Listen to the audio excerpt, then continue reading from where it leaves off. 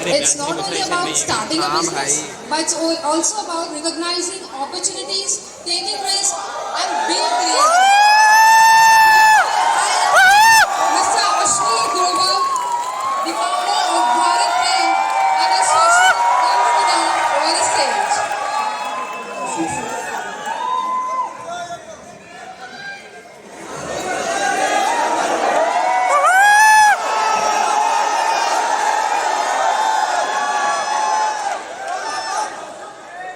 Team Entrepreneurship Cell would like to present a token of welcome to Mr. Ashwini Grover sir by the President of ECell, Aditya Singh.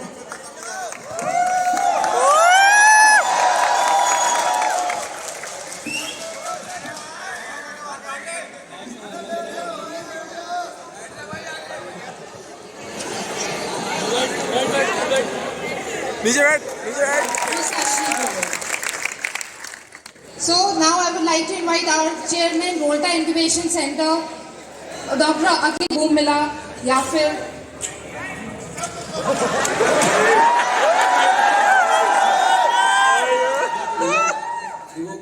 एक चीज होती है causation और correlation, ठीक है। अब तूने बहुत ही परफेक्ट एग्जांपल निकाला कि दो चीजों को बोल दो सेम टाइम पे हुई तो एक की वजह से दूसरी हुई। ऐसा कुछ नहीं है। शार्क टैंक इंडिया में नहीं भी आता तब भी स्टार्टअप तो हो ही रहे थे। शार्क टैंक के आने से एक चीज होगी कि जो घर घर में स्टार्टअप होता क्या है वो पहुंच गया, ठीक है। बट मेरे को ये नहीं लगता कि शार्क टैंक आने से किसी को कीड़ा हो गया कि अब मैं भी स्टार्टअप करूंगा। हाँ, तुम्हारे माँ बाप को पता लग गया कि जो तुम कर रहे हो वो है क्या। बहुत इससे पहले उनको था, मतलब माँ बाप को तो ये लगता है ना सरकारी नौकरी छोड़ के ये क्या कर रहे हैं बच्चा। तो आई थिंक दैट सिर्फ वो हेल्प हुआ है कि जो लोग स्टार्टअप में नहीं थे इकोसिस्टम में उनको थोड़ा सा ये पता लग गया कि है क्या, उनके लिए नॉर्मलाइज हो गई चीज। But startup in any case हो रहा था और Shark Tank no Shark Tank होता ही रहेगा। सब सॉरी यूनिकॉर्न्स के ग्लैमर में आके स्टूडेंट्स अक्सर कॉलेज ड्रॉप आउट कर लेते हैं और later on they end up getting failure. So आपको क्या लगता है कि कब कोई भी स्टूडेंट कॉलेज अपना क्विट करे या फिर कभी कोई भी वर्किंग प्रोफेशनल अपना जॉब क्विट करके अपने स्टार्टअप पे फोकस करे कंप्लीटली? यार लोग कॉलेज तो इसलिए ड्रॉप आउट होते हैं, उनसे हो नहीं रहा होता कॉलेज।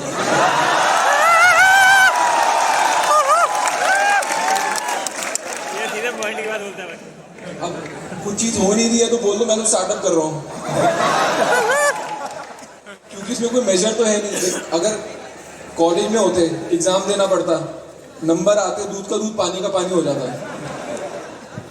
स्टार्टअप में तो क्या है, तुम बोल दो बहुत स्ट्रगल होती है यार, टाइम लगता है, मतलब ऐसे थोड़ा ओवरनाइट थोड़ा कुछ हो जाता है।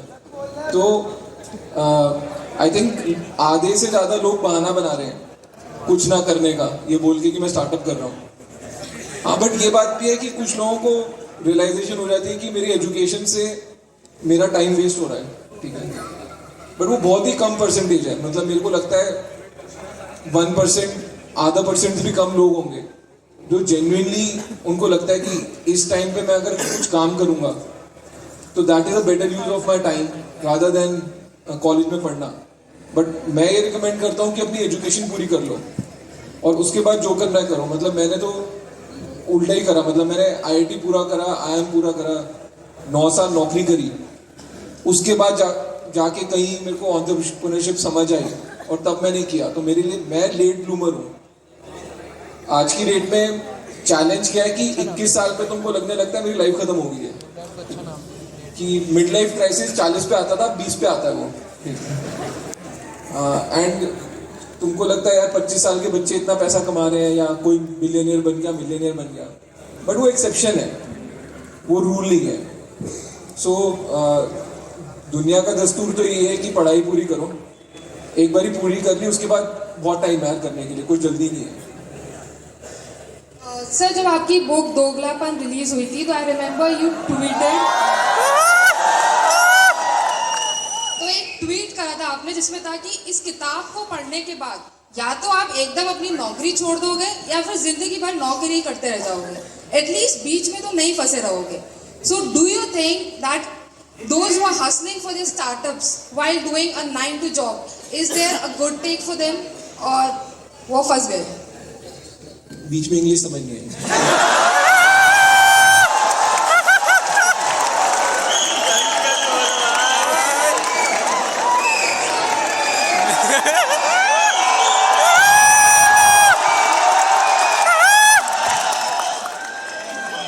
हाँ, मतलब कि जो अपनी 9 to 5 जॉब भी कर रहे हैं, so is it right for them to keep moving?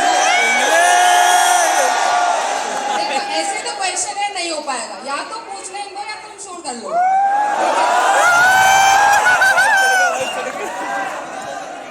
ठीक है, तो hustling while doing a 9 to 5 job वो सही है या नहीं? क्योंकि it feels a little contradictory from your tweet for the on the book of release of the book दोगलापन। यार नौकरी अगर एंटरप्रेन्योरशिप जेन्युइनली करनी है तो नौकरी तो छोड़नी पड़ेगी। प्रॉब्लम क्या है कि वो सैलरी का जो एसएमएस आता है ना, वो एक ड्रग है। वो हर महीने पहली तारीख को आपको अंदर बॉडी में छोड़ दिया जाता है और बंदा उसके बाद अपने काम को गाली देना शुरू करता है।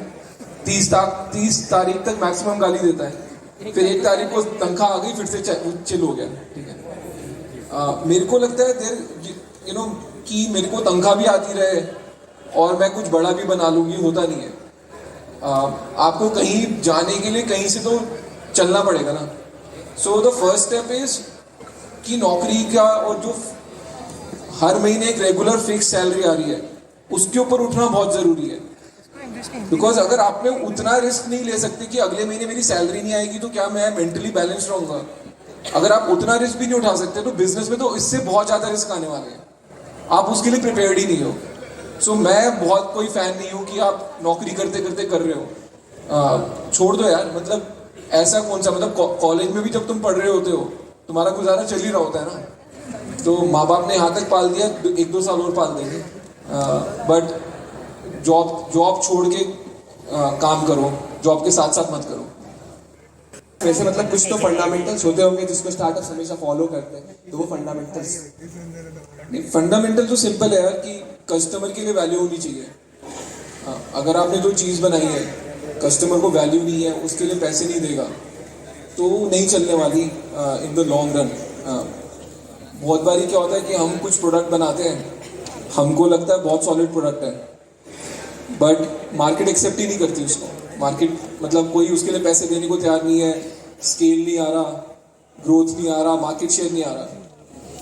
एंड बड़ी नेचुरल सी बात होती है, हम खुद हर बंदे के लिए वो खुद भगवान होता है, तो हमको लगने लगता है मैंने तो सही चीज़ बनाई है, मार्केट को ही नहीं समझ आ रही, या I am ahead of the market. काफ़ी लोग ये बोलते हैं कि मैंने टाइम से पहले चीज़ निकाल दी। मेरे को लगता है टाइम से पहले और टाइम के बाद करने का कोई वैल्यू नहीं है। आपको at any given point of time जो कस्टमर को चाहिए आपको वो देना है उसको। ठीक है, आप फूड डिलीवरी तब कर रहे हो जब किसी के पास स्मार्टफोन ही नहीं है, कोई वैल्यू नहीं है। ठीक है, जब स्मार्टफोन आ गया तब आपने फूड डिलीवरी का बिजनेस शुरू किया, तब सही है। आप क्यूआर कोड तब लगा रहे हो जब यूपीआई नहीं है, बहुत कम वैल्यू है। यूपीआई आने के बाद क्यूआर कोड लगाया, उसकी अलग वैल्यू है। सो हर चीज़ की टाइमिंग बहुत ज़रूरी है। एंड मेरे लिए फंडामेंटली 2 चीज़ें काउंट करती हैं, कस्टमर के लिए वैल्यू है या नहीं, और टाइमिंग सही है या नहीं है जो आपका प्रोडक्ट है। तो दो फंडामेंटल ये हैं, timing and customer value. Sir जैसे आपने बोला कि नौकरी छोड़ दो और फिर 2 साल माँ बाप ने पाला है, 2 साल और पाल लेंगे, तो सर अभी तो माइंडसेट एज अ स्टूडेंट जब माँ बाप ऑलरेडी पाल रहे हैं तो ये होता है कि पैसे की टेंशन है कि चलो यहाँ इन्वेस्ट कर लेते हैं, वहाँ इन्वेस्ट कर लेते हैं। तो लाइक नाउ प्रेजेंट सिनेरियो बच्चों का काफ़ी क्रेज है investing stocks and crypto about that. So my next question will be related to Gen Z, like personal finance for Gen Zee.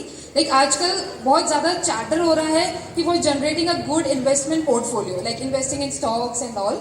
So how students and newly working youth can learn personal financing and basically how money works.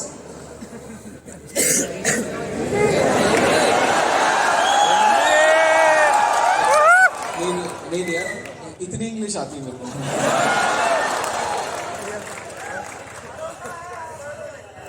तो यार Gen Z के साथ ना बड़ी problem है life में। तुम्हारे पास options बहुत हैं, ठीक है। हमारे टाइम में थोड़ी सी ऑप्शंस कम थी, तो लाइफ सिंपलर थी। ईजियर नहीं बोलूँगा, सिंपलर थी लाइफ, राइट।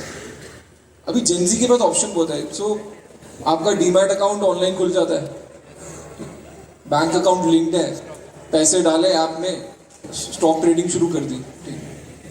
फ्रैक्शनल ओनरशिप भी आ गई, आपको 0.1 ऑफ अ शेयर भी ओन करना है, उसकी भी ऑप्शन है। तो सबको तो एंड इंटरनेट है, तो आप यूट्यूब में 4 वीडियो देख लो पर्सनल फाइनेंस पे, तो हर बंदे को लगता है मेरे को सब कुछ आ गया, मेरे को टेक्निकल्स ऑफ इन्वेस्टिंग भी आ गए, मेरे को पता है क्या खरीदना है, ठीक है। साला मेरे को तो आज तक क्रिप्टो समझ नहीं आया, ठीक है। पर यहाँ पे बहुत महारथी होंगे क्रिप्टो के, ठीक है।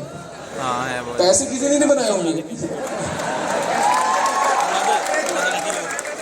तो ना अनफॉर्चुनेटली आज की डेट में फैड बहुत है, तो हर एक बंदे को लगता है कुछ करना ना पड़े और ओवरनाइट मैं अरबपति हो रहा हूँ, एंड वो कभी होएगा ही नहीं ना। मतलब अगर सब लोग एक ही एसेट क्लास में पैसे डाल रहे हो तो उसमें रिटर्न निकल ही नहीं सकता। आप बात समझो, यूएस में बाय डिफॉल्ट लोगों का पैसा बैंक में ही पड़ा होता है, तो बैंक 0% इंटरेस्ट देता है। तो अगर मतलब मिलियंस बिलियंस ऑफ पीपल एक ही चीज करेंगे, उसमें रिटर्न तो 10 towards 0 ही करेगा। बट ठीक है, सबको मतलब खुद के पैसे जब डूबते हैं ना तभी समझ आते हैं।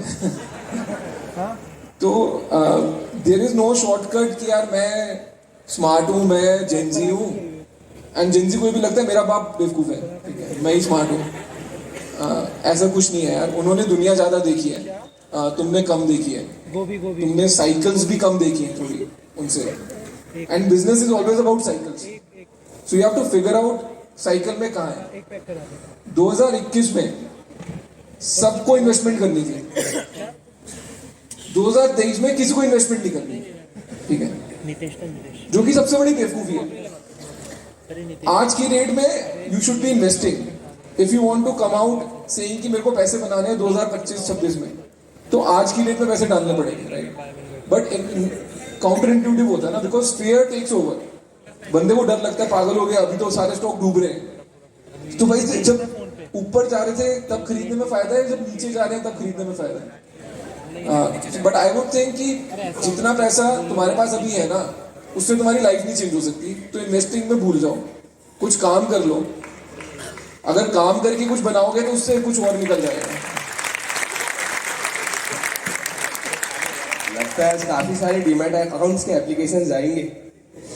वैसे जब टॉपिक स्टॉक पे आ ही गया है, तो इंडियन इकोनॉमी और मार्केट ट्रेंड के हिसाब से like what are the things startups should avoid to keep Indian market में healthy environment for everyone involved.